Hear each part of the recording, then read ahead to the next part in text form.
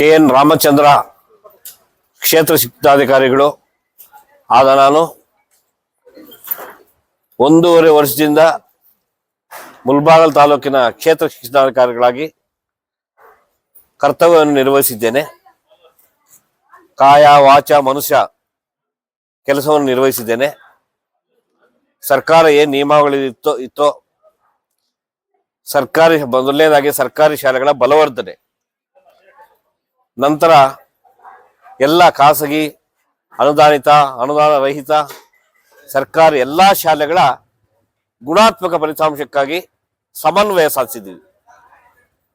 ಹಾಗೆ ಎಲ್ಲ ಶಾಲೆಗಳಿಗೂ ಸತತವಾಗಿ ಭೇಟಿ ನೀಡುತ್ತಾ ಚೇರ್ ಮೇಲೆ ಕೂತ್ಕೊಳ್ದೆ, BO ಆಫೀಸಲ್ಲಿ ಚೇರ್ ಮೇಲೆ ಕೂತ್ಕೊಳ್ದೆ ದಿನಕ್ಕೆ ಕನಿಷ್ಠ 10 ಶಾಲೆಗಳನ್ನು ಭೇಟಿ ಮಾಡಿ ಅವರಿಗೆ ಮಾರ್ಗದರ್ಶನ ಕೊಡ್ತಾ ಇದ್ವಿ. ಯಾವುದೇ ರೀತಿಯಲ್ಲಿ ಯಾವುದೇ ಶಿಕ್ಷಕರಿಗೆ ನೋಟಿಸ್ ಕೂಡ ನೀಡದೆ, ಯಾವುದೇ ಕಷ್ಟ ಕಾಲದಲ್ಲೂ ಕೂಡ ನೋಟಿಸ್ ನೀಡುವಂತಹ ಪ್ರಮೇಯ ಬಂದಾಗಲೂ ಸಹ ತಾಳ್ಮೆಯಿಂದ ಅವರಿಗೆ ಮಾರ್ಗದರ್ಶನ ಕೊಟ್ಟು ಮತ್ತೊಮ್ಮೆ ಸರಿ ಹೋಗೋದಕ್ಕೆ ಅವರಿಗೆ ಸಲಹೆ ಸೂಚನೆಗಳನ್ನು ನೀಡಿರ್ತೇನೆ. ತದನಂತರ ಎಲ್ಲ ಶಿಕ್ಷಕ ಮಿತ್ರರು, ಸಮಸ್ತ ಎಲ್ಲ ಶಿಕ್ಷಕ ಮಿತ್ರರು ಬಹಳ ಚೆನ್ನಾಗಿ ತಮ್ಮ ಕರ್ತವ್ಯಗಳನ್ನು ನಿರ್ವಹಿಸಿಕೊಂಡು ಹೋಗಿದ್ದಾರೆ.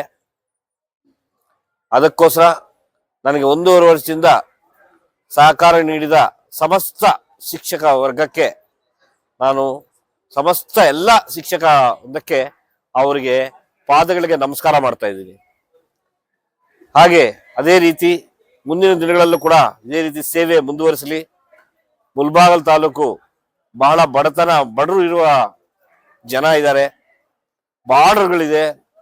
ಆ ಬಾರ್ಡರ್ಗಳಲ್ಲಿ ಬಹಳ ಬಡತನ ಇದೆ. ಅವರಿಗೆ ಅಸ್ತ್ರ ಏನಪ್ಪಾ ಅಂದ್ರೆ ಶಿಕ್ಷಣ ಅಷ್ಟೇ. ಶಿಕ್ಷಣವೆಂಬ ಅಸ್ತ್ರದಿಂದ ಅವರ ಬದುಕನ್ನು ಹಸನು ಮಾಡ್ಕೋಬಹುದು. ಅವರು ಬಡತನದಿಂದ ಹೊರಗಡೆ ಬರ್ಬೇಕಾದ್ರೆ ಅದೊಂದು ಅಸ್ತ್ರ ಅಂತ ನಮ್ಗೆ ಗೊತ್ತಿತ್ತು. ಯಾಕಂದ್ರೆ ವೈಯಕ್ತಿಕವಾಗಿ ನಾವು ಕೂಡ ಬಡತನದಿಂದ ಬಂದಿರೋದ್ರಿಂದ ಆ ಬಡತನದ ವ್ಯಾಲ್ಯೂ ಏನು ಅಂತ ನಮ್ಗೆ ಗೊತ್ತಿದೆ. ಅದಕ್ಕೆಲ್ಲ ಪರಿಹಾರ ಶಿಕ್ಷಣ. ಅದಕ್ಕೋಸ್ಕರ ಎಲ್ಲ ಹೇಳ್ತಾ ಇದ್ದು, ಮುಖ್ಯವಾಗಿ ಸರ್ಕಾರಿ ಶಾಲೆಗಳಿಗೆ, ಅದರಲ್ಲೂ BPL ವಿದ್ಯಾರ್ಥಿಗಳಿಗೆ ಜಾಸ್ತಿ ಸೇರ್ತಾ ಇರೋದ್ರಿಂದ ಅವರಿಗೆ ಯಥೇಚ್ಛವಾಗಿ ಹೆಚ್ಚಿನ ಗಮನ ಕೊಡಬೇಕು ಅಂತ ಯಥೇಚ್ಛವಾಗಿ ಭೇಟಿಗಳನ್ನು ನೀಡ್ತಾ ಇದ್ವಿ. ಅದೇ ರೀತಿ ಎಲ್ಲ ಶಿಕ್ಷಕರು ಕೆಲಸ ಕಾರ್ಯಗಳಲ್ಲಿ ನಿರತರಾಗಿದ್ರು. ನಾವು ಅದೇ ರೀತಿ ನಿಟ್ಟಿನಲ್ಲಿ ಸಾಕ್ತಾ SLC ಮಕ್ಕಳಿಗೆ ವಿಶೇಷ ಗಮನ ಕೊಡ್ತಾ ಇದ್ವಿ. 2 ವರ್ಷಗಳಿಂದ ವಿಶೇಷ ಗಮನ ಕೊಡ್ತಾ ಇದ್ವಿ. ನಮ್ಮ ಅಜೆಂಡಾ ಏನಂದ್ರೆ, ನನ್ನ ಅಜೆಂಡಾ, ನಾನು ಹಾಕೊಂಡಿದ್ದ ಅಜೆಂಡಾ, ಶ್ರೀನಿವಾಸಪುರ ತಾಲೂಕು ಯಾವಾಗ್ಲೂ ಪ್ರಥಮವಾಗೇ ಬರ್ತಾ ಇತ್ತು SLC ರಿಸಲ್ಟ್ ಅಲ್ಲಿ. ನಾವು ಮುಳಬಾಗಿಲು ತಾಲೂಕು ಯಾಕೆ ಬರಬಾರ್ದು ಅನ್ನೋದು ನಮ್ಮ ಅಜೆಂಡಾ. ಅದಕ್ಕೆ ಏನೇನು ಮಾಡಬೇಕು ಅನ್ನೋ ಕಾರಿನಲ್ಲಿ ಬೆಂಗಳೂರಿಂದ RPಗಳನ್ನು ಕರೆದು ಒಳ್ಳೆಯ ಮಾರ್ಗದರ್ಶನ ಕೊಡಿಸಿದ್ದೇವೆ, ತರಬೇತಿಗಳನ್ನು ಕೊಟ್ಟಿದ್ದೇವೆ. ಎಲ್ಲ ಸರ್ಕಾರಿ ಪ್ರೌಢಶಾಲೆಗಳಲ್ಲಿ ನಾನು ಗಣಿತ ಶಿಕ್ಷಕರಿಂದ ನಾನು ಕೂಡ ಪಾಠ ಮಾಡಿ ಅವ್ರಿಗೆ ಮಾರ್ಗದರ್ಶನ ಕೊಟ್ಟಿದ್ದೇನೆ. ನಾನು ಸಹ ಶಿಕ್ಷಕರು, ಮುಖ್ಯ ಶಿಕ್ಷಕರು ಮತ್ತು BU ಆಗಿರೋದ್ರಿಂದ ನನಗೆ ಅನುಭವ ಇದ್ದರಿಂದ ಅವ್ರಿಗೆಲ್ಲ ಮಾರ್ಗದರ್ಶನ ಕೊಡ್ತಾ ಇದ್ವಿ. ಆ ಮಾರ್ಗದರ್ಶನದಿಂದ ಎಲ್ಲ ಶಿಕ್ಷಕರು ಕೂಡ ಒಳ್ಳೆಯ ರೀತಿಯಲ್ಲಿ ನಮ್ಮ ಮಾರ್ಗದರ್ಶನ ಪಾಲನೆ ಮಾಡಿ ಈಗ ಗುಣಾತ್ಮಕ ಫಲಿತಾಂಶದಲ್ಲಿ ಇಡೀ ಜಿಲ್ಲೆಯಲ್ಲೇ ಪ್ರಥಮ ಸ್ಥಾನ ಗಳಿಸ್ಕೊಂಡಿದೆ. ಅದೇ ರೀತಿ ಮುಂದಿನ ದಿನಗಳಲ್ಲೂ ಕೂಡ ಅದನ್ನು ಮುಂದುವರಿಸಬೇಕು ಅಂತ ಬೇಡ್ಕೊಳ್ತಾ, ನಮ್ಮ ಶಿಕ್ಷಕರು ಶಿಸ್ತುಬದ್ಧವಾಗಿ ಕೆಲಸ ಮಾಡ್ತಾರೆ. ಅದರಲ್ಲೂ ಸರ್ಕಾರದ ನಿಯಮಾವಳಿ ಪ್ರಕಾರ ಇವಾಗ ಕಾಮ್ಸ್ ಬಂದಿದೆ, ಕೆಲಸ ಮೊದಲಿದು ಮಾಡ್ತಾ ಇದ್ದಾರೆ. ಈಗ ಅದು ಒಂದು ಸಂಚಲನಾತ್ಮಕ ಇದು. ಅದಕ್ಕೋಸ್ಕರ ಶಿಕ್ಷಕರು ಕೂಡ ಬದಲಾಗಬೇಕಾಗತ್ತೆ. ಆ ಬದಲಾವಣೆಗೆ ತಕ್ಕಂಗೆ ನಾವು ಕೂಡ ಬದಲಾಗಿ ವಿದ್ಯಾರ್ಥಿಗಳ ದೃಷ್ಟಿಯಿಂದ ಈ ರೀತಿ ಮಾಡಿದ್ದಾರೆ ಎನ್ನುವ ಧನಾತ್ಮಕವಾಗಿ ಚಿಂತನೆ ಮಾಡಿ ಸರ್ಕಾರ ನಿಯಮಗಳನ್ನು ಪಾಲಿಸುತ್ತಾ ಮುಂದಿನ ದಿನಗಳಲ್ಲಿ ಒಳ್ಳೆಯ ಕಾರ್ಯ ನಡೀಲಿ, ಶಿಕ್ಷಣ ಕ್ರಾಂತಿ ಮುಳಬಾಗಿಲು ತಾಲೂಕಲ್ಲಿ ಆಗ್ಲಿ ಅಂತ ಮುಳಬಾಗಿಲು ತಾಲೂಕಿನ ಎಲ್ಲ ಗುರುವರಿಯದವರು ನನ್ನನ್ನು ಬಹಳ ಚೆನ್ನಾಗಿ ಸಾಕಿ ಸಲಹಿದ್ದಾರೆ, ಬಹಳ ಪ್ರೀತಿಯಿಂದ ನೋಡ್ಕೊಂಡಿದ್ದಾರೆ.